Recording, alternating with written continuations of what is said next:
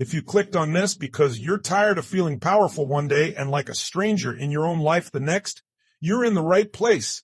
By the end of this, you'll know exactly why that happens and exactly where your strength has actually been this whole time.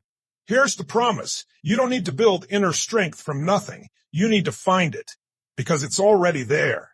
And in the next few minutes, I'm going to show you exactly where it's been hiding and exactly why willpower and motivation have never been able to dig it out.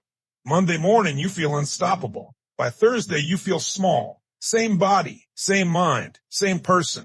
So what changed? Nothing outside you. Something shifted inside you. And that shift has been making your decisions for you. Here's the part that's going to sound backwards. Everyone tells you confidence comes first and action follows. That's wrong. It's the opposite. And once you see why, you'll understand exactly what this video promised you. Here's a question worth sitting with for a second. Why do you feel powerful on some days and like a stranger in your own life on others? Same body, same mind, same person technically. So what actually changed? By the end of this, you'll know the answer. And more importantly, you'll know exactly where your strength has been hiding this whole time. Monday, 6:47 a.m. She's dressed, coffee's still full. She's staring at the mirror like she's meeting someone new. 2 days ago, this same woman closed the deal in front of 12 people. She didn't blink once. She shook every hand in the room. Thursday, 6:47 a.m. Same mirror, same face. She can't get her shoes on. Here's the mistake almost everyone makes when this happens. They think something broke. Nothing broke. Something shifted. Quietly. And that shift has been steering the wheel ever since, without asking permission. You've been told confidence comes first, then action follows. That's backwards. And once you see why, this whole thing clicks into place. Picture a fireplace. The fire looks dead. Just gray ash on top, cold to the touch. Push the ash aside, though, and the coals are still orange underneath. Still hot enough to catch a log the second air hits them. That's not a metaphor about someday. That's you right now, today, buried under one thing, self-doubt. It doesn't knock. It doesn't announce itself. It never sends a warning first. Picture a roommate who moved in so long ago you forgot life before them. At night, they rearrange your furniture. You wake up and nothing's quite where you left it, and you can't say why the room feels smaller. Maybe you're not ready. Maybe this isn't for you. Maybe someone else deserves it more. You know that voice. You know it so well because it sounds exactly like you. And that's the trap. When the enemy talks in your own voice, you stop questioning it. You just obey it, the way you'd obey your own hand. Now picture where that voice was born. A boy, 11 years old, stands up in class to answer a question. He gets it wrong. 3 kids laugh before the teacher can even correct him. He sits down. His ears are hot. He doesn't raise his hand again all year. 20 years later, in a meeting, an idea rises in his chest. The same 11-year-old flinch shows up in his throat. It shuts the idea down before it reaches his mouth. He has no idea that just happened. He just thinks, I guess I'm not a big idea person. That voice wasn't trying to sabotage him. It was trying to protect a kid who never should have carried that laughter alone. The problem is, it never learned he grew up. Here's where it gets more interesting. There's a second force sitting right next to that voice. Comparison. 11:52 p.m. Phone lighting up a dark ceiling. Thumb scrolling, half asleep, unable to stop. A friend from high school just closed a funding round. A stranger's kitchen looks nicer than any she's ever cooked in. A stranger's arms look better than hers ever have. She sets the phone down. The ceiling looks the same as 5 minutes ago. But something in her chest got smaller, and she can't say exactly when it happened. Here's what nobody tells you while you're scrolling. You're not watching their story. You're watching their highlight reel and grading it against your own behind-the-scenes footage. You never see them crying in a parked car. You never see the version of them that almost quit. You only see the version that made it to the feed. And here's the third force, quieter than the other two, almost polite about it. Comfort. Picture a treadmill, still plugged in, draped in laundry. The little green light still blinks. Nobody dramatically quit exercising on it. One day felt too cold. Then one day felt too busy. Then it just became furniture, like it was always meant to hold clothes instead of a body. Comfort's real weapon isn't a big no. It's an endless, reasonable not today. It always sounds sensible. That's what makes it dangerous. Watch these three move through one normal week, like a slow camera pan across a kitchen calendar. Monday, a plan, written down in real ink, meant sincerely at the time. Tuesday, the scroll, the shrink, barely noticeable. Wednesday, the whisper. You're already behind, so what's the point of starting now? Thursday, comfort hands you the easy exit wrapped in a reasonable excuse. By Sunday, the plan is just handwriting nobody remembers writing. The paper's probably still on the counter, unread. Here's the part that surprises people. This never feels like a collapse while it's happening. It's not one loud failure. It's 1,000 quiet surrenders, each one too small to notice on its own, until you're staring at 5 years instead of 5 days. Here's the mistake worth catching right now, before we move on. People treat that voice like a fact. It's not a fact. It's a leftover from a moment that already ended a long time ago. But here's the reframe that changes everything. That voice is not your identity. It's a habit, and habits can be broken. Identities can't be, but habits can, with enough repetition in the other direction. Picture your life 5 years from now. Same kitchen, same 6:37 a.m., same flinch in the mirror. Does that sit calm in your chest? Or does something in you pull away from it, hard, like touching a stove? If it pulls away, that's not anxiety, that's information. Write that feeling down, you'll need it later. Here's one more picture before we move on. A woman in her 30s sits in her car outside her own office, engine off, hands still on the wheel. She's not late, she's just sitting there, staring at the building for 4 full minutes. Nobody inside knows this happens almost every morning. It's not the job. It's the version of herself that walks through that door. Smaller, quieter, careful not to take up too much space in meetings she used to run. Those 4 minutes in the car are where self-doubt actually lives, day to day. Not in some dramatic breakdown. In a parking lot on a Tuesday before anyone else even arrives. Stick around, because next you'll learn why willpower alone never fixes this. And exactly where the real fix has been hiding the whole time, waiting quietly. Here's something almost nobody says out loud. You don't need to build inner strength from nothing. You need to find it. It's already there, buried, waiting. Picture a 2-year-old learning to walk. She falls hard, face first on the carpet. No shame shows up in her body. None at all. She grabs the coffee table. She pulls herself up. She tries again 30 times if that's what it takes, laughing half the time. Nobody taught her that. She was born with it. Somewhere between that carpet and today, the world taught you to flinch instead of stand. One comment at a time.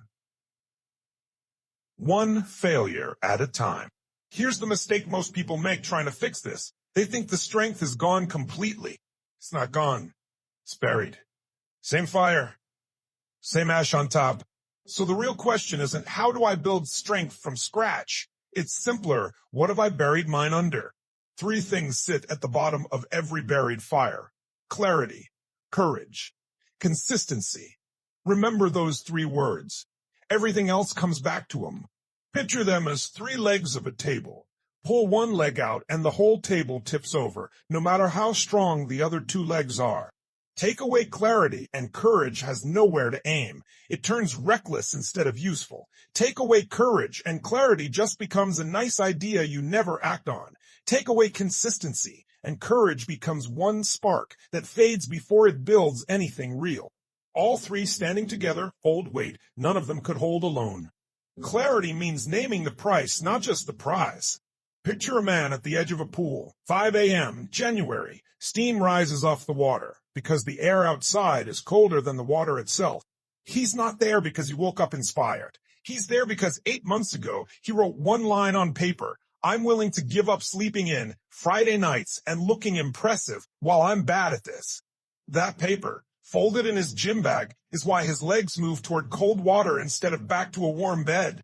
Most people name the goal and skip the price completely. A goal without a named price is just a wish dressed up as a plan. It disappears the moment it costs something real.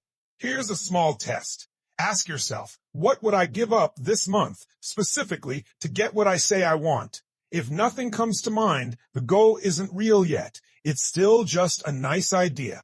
Picture a different person, same test. A nurse, mid-30s, wants to go back to school for a degree she put off for a decade.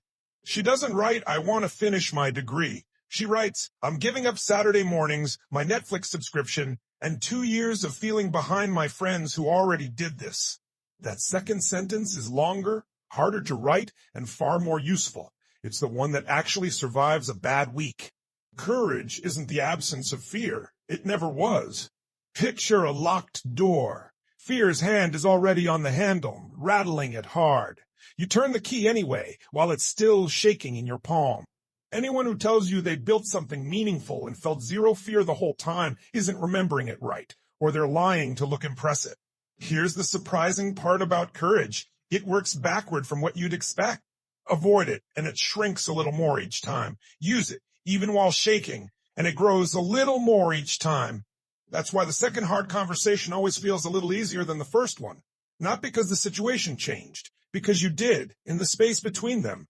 Picture a young manager, first time ever, told to fire someone she actually likes. Her stomach is in knots the whole morning before the meeting. She does it anyway, badly, stumbling over half her sentences. It's uncomfortable. It's not smooth, but she does it. 6 months later, a second hard conversation comes up. Her stomach still turns, but her hands don't shake this time. That's the muscle, already a little stronger. Consistency hides the sneakiest trap of all, waiting to feel like it before you start. Picture motivation as weather. Some days sunny, some days a downpour with no warning. None of it checks your calendar first. If your actions only show up on sunny days, you'll be consistent purely by accident, not by design. Picture a retired teacher, 70 years old, who decided to learn guitar. He didn't wait to feel inspired every evening. He set one rule, 5 minutes a day, even on the days he felt nothing. Some nights it stayed at 5 minutes. Some nights it turned into an hour without him noticing. A year later, he's not a professional. He's just a man who can now play 3 full songs he couldn't play before. 5 minutes, repeated, built that. Here's where it gets interesting. Willpower and inner strength are not the same thing, even though people mix them up constantly, almost every day. Picture willpower as a sprinter, fast off the line, explosive, gasping for air by mile 2, done for the day. Picture inner strength as a river instead, slower, quieter. It never looks impressive on any single afternoon, but given enough time, it carves canyons through solid rock. Here's the part that should genuinely surprise you. You've already used all 3 of these, at least once, probably more than you remember. Picture the exact moment, a hospital hallway at 2 a.m., a phone call you didn't want to make but made anyway, a 6 a.m. you dragged yourself out of bed for, with nobody checking on you, nobody grading it. That already happened, somewhere in your life. You're not missing the strength, you're missing the memory that you already used it, once, when it mattered. Strength doesn't show up when life is calm and easy. Picture pressure the way it works on coal, buried deep underground for years. Given enough time and enough weight, it turns into a diamond. Pressure doesn't create something new inside the coal. It reveals what was already there, compressed and waiting. Here's one more picture before we move on. A rope, under a heavy load, doesn't show its strongest fibers until the weight is actually on it. You don't know what a rope can hold until it's holding something. Here's one last picture to hold on to. A blacksmith doesn't get a stronger blade by leaving the metal alone in a warm, comfortable room. The metal gets heated, hammered, cooled, then heated again, over and over. That's not damage. That's how it becomes something that holds an edge. You are not the exception to this. Whatever pressure you're under right now isn't proof that something's wrong with you. It might be the exact process that's shaping you into someone stronger than you were last year. None of this means anything, though, until you see it happen to people who aren't you. So let's watch 9 of them. Scene 1. 11:40 p.m. A studio apartment. Laptop balanced on a laundry basket because the real desk is buried under unpaid invoices. She waited tables until 9. She drove for a rideshare app until 11. This 1 hour is the only hour that's actually hers all day. No soundtrack. No one clapping, just a tired woman and one more unglamorous hour that no algorithm will ever recommend to anyone watching from the outside. People will later call her an overnight success. There was nothing overnight about that room, that laundry basket, or those invoices. There was clarity about why she started in the first place. Courage on the nights she wanted to quit and almost did. Consistency on the nights nobody would have blamed her for stopping early. 3 years from that laundry basket, she'll hire her first employee. She'll remember this exact night more clearly than almost any other. Not because it felt important at the time. It didn't. It just felt like Tuesday. Scene 2. A man loses a business over a decision that wasn't even his to make. A partner's call. A market shift he never saw coming. His name gets dragged through group chats he's not even part of. Strangers online decide they know his whole story. For months, he barely leaves the house. Then one Tuesday, nothing dramatic happens. No breakthrough, no music swelling underneath it. Just an ordinary gray afternoon. He picks up the phone and makes one call he doesn't feel ready to make. Here's the surprising part. The fear never left the room while he dialed. He just stopped letting it hold the pen on how the story ends. Scene 3. A 16-year-old rides the bench most of the season. Coaches shake their heads in front of the whole team. He can't control who gets picked to start. He can control exactly one thing, showing up to an empty gym at 6 a.m. alone, shooting free throws before the lights fully warm up. Nobody's there to see it. No parents, no coaches. That's the whole point. The version of him that plays varsity next year gets quietly built in that empty gym, one repetitive morning at a time. The gym door still sticks a little in the cold. He knows exactly how hard to shoulder it open without waking the janitor down the hall. That small detail is the only proof this actually happened, night after night, in a story nobody was filming. Scene 4. A woman in her 40s watches everyone around her settle into routines that look comfortable from the outside at every dinner party. There's a goal she buried at 28 for reasons that sounded responsible at the time. Bills, timing, a mortgage, all reasonable words. One ordinary dinner, a stray comment from an old friend cracks it open again. Here's the question she can't unhear afterward. Is it too late for me? Time is passing either way, whether she moves or not. The only real choice left is whether it passes while she's moving towards something or standing still, avoiding it. Here's what makes this interesting so far. 4 completely different lives, same 3 ingredients showing up in every single one of them without exception. Scene 5. A father sits in a hospital waiting room under fluorescent lights. Phone's dead. Coffee's cold in a paper cup. 3 hours into waiting for news about his own father.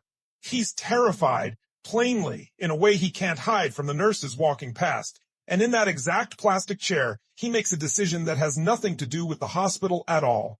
He decides that when this is over, whatever over means, he's finally having the conversation he's avoided with his brother for 6 long years. The surprising part? Crisis doesn't create courage out of nothing. It just strips away the excuses that were hiding it all along. He'll make that call to his brother 2 weeks later. It won't fix everything overnight. But 6 years of silence will finally break in one plastic hospital chair on an ordinary Tuesday afternoon nobody planned for. Scene 6. A woman, 63, stands in her late mother's kitchen holding a recipe card. She knows the handwriting anywhere, even faded. She hasn't cooked anything from scratch in 15 years. She starts that same afternoon anyway. Badly. She burns the first batch completely and laughs about it alone. Here's what nobody tells you about starting late in life. The recipe doesn't care how long it sat in a drawer, untouched. It works the same, first try, as it would have 30 years earlier. By the 3rd attempt, the kitchen smells right again. Not perfect. Just right, the way it used to, years ago, back when someone else was standing at that same stove. Scene 7. A writer sits in her parked car in a parking lot before her shift. She's holding envelope number 32. Rejection letters 1 through 31 sit folded in a drawer at home. She opens it slowly, expecting the usual. It's not a rejection this time. It's a yes in plain black ink. Here's the mistake people make retelling this story later. They picture the yes as the actual turning point. It wasn't. The real turning point was rejection number 14 months earlier, the one where she almost stopped completely and didn't. Scene 8. A man sits alone in a metal folding chair in a church basement that smells like old coffee. He says his own name out loud to strangers for the first time. He's newly sober, 3 days in. His hands are visibly shaking. Nobody claps when he finishes. Nobody's supposed to. That folding chair is the exact same shape as the laundry basket, the empty gym, the hospital waiting room, the parked car. Different rooms entirely. Same 3 ingredients every single time, no exceptions. A year later, he'll be the one holding the door for someone else's first meeting, saying nothing more than, "You're in the right place." That's the whole ending. No fireworks, just a door held open. One more before we move on. A teenager sits at her kitchen table with a college application open on the screen, cursor blinking on an empty essay box. Her family has never sent anyone to college before. Nobody at home can help her with this part. She doesn't know the right words, the right format, any of it. She writes one bad sentence anyway, then deletes it. Then writes another one, a little less bad. She does this for 3 weeks straight, most nights after everyone else is asleep. The essay that finally gets submitted isn't perfect. It's just finished. And finished, it turns out, is the only version that actually gets read by anyone. 4 years later, she'll walk across the stage in a cap and gown, first in her family to do it. Somewhere in a drawer at home, the deleted first sentence still exists, saved by accident, proof of exactly where this actually started. 9 lives now. 9 different collapses, each one different from the last. Same table underneath every single one of them holding weight. That's not luck you can shrug off. That's a formula, plain and repeatable. And a formula, unlike luck, can be used again by anyone willing to actually apply it, including you, tonight, right where you're sitting. Here's the mistake almost everyone makes with this next part. They turn it into a lecture full of steps nobody remembers by tomorrow. So instead, picture 3 doors standing in front of you right now. One of them is already open a crack, just for you. Door 1 is clarity. Picture writing one line on the back of a receipt tonight in your own handwriting. What are you willing to give up this year, specifically to get the thing you actually want? Not the impressive answer you'd say out loud to a friend, the true one you'd only admit on paper. Keep that receipt somewhere you'll actually see it. A wallet, a mirror frame, a phone case, not a drawer you'll forget by Friday. Door 2 is courage. Picture a 10-second fuse, lit and burning down fast. Fear rattles the handle the whole time. You get 10 seconds to turn the key before your mind builds a wall of excuses taller than the door itself. 10 seconds, then move, whether you feel ready or not. Send the message before you reread it 4 times. Raise your hand before you talk yourself out of the question. Speed beats perfect wording every single time. Door 3 is consistency. Picture one small domino, small enough to knock over with a single finger. It's lined up in front of a slightly bigger one. That one's lined up in front of one bigger still, all the way down the row. You're not aiming for the biggest domino today, or even this month. You're aiming for the very first one, the smallest one you can actually reach. 1 page, not a chapter. 1 rep, not a full workout. 1 email, not the whole business plan. Small enough that skipping it would feel a little silly. Here's what happens on the day the old voice comes back to visit. Because it will come back sooner or later. Don't argue with it out loud. Picture a single notebook page instead, kept somewhere private. 1 short line added every time you show up, despite the fear talking. On the loud days, you don't fight the voice with anger or arguments. You open the notebook and let the evidence speak for itself, line by line. Some entries will be small. Sent the email I was scared to send. Some will look almost silly written down. Got out of bed on time. Write them anyway. 6 months in, that notebook becomes something the old voice can't argue with because it's not an opinion anymore. It's a record. You will miss a day eventually. Everyone does. Picture that missed day like 1 drop stitch in a long scarf you're knitting. 1 gap, easy to fix in the very next row, unless you decide the whole scarf is ruined and put the needles down for good over 1 dropped stitch. 1 miss is just an event. Quitting entirely is a decision. Those are 2 completely different things, and only one of them actually costs you anything. The rule that matters here is simple.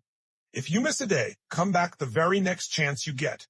Not next Monday. Not when things settle down. The next chance, whatever time that is. Every day you delay coming back, the excuse gets a little easier to believe and a little harder to challenge later. One more thing worth naming before we close. Your environment. Picture 2 rooms. In one room, people roll their eyes when you talk about your goal. In the other room, people ask you how it's going and actually wait for the answer.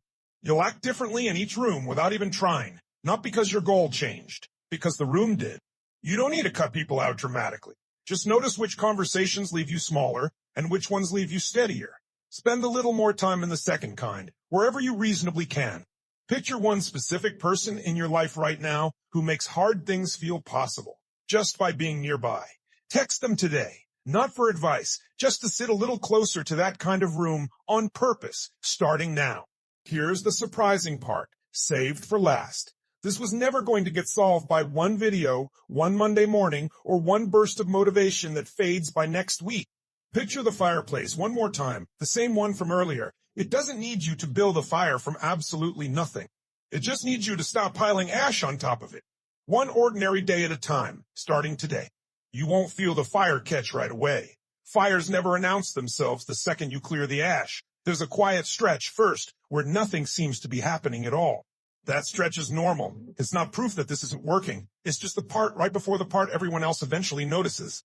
Before you go, do one thing. Just one small thing. Pick the smallest possible action tied to the goal you've buried somewhere. Not tomorrow's version of it. Tonight's version. Right now. However small. Do it now while this is still warm in your chest before the day talks you out of it.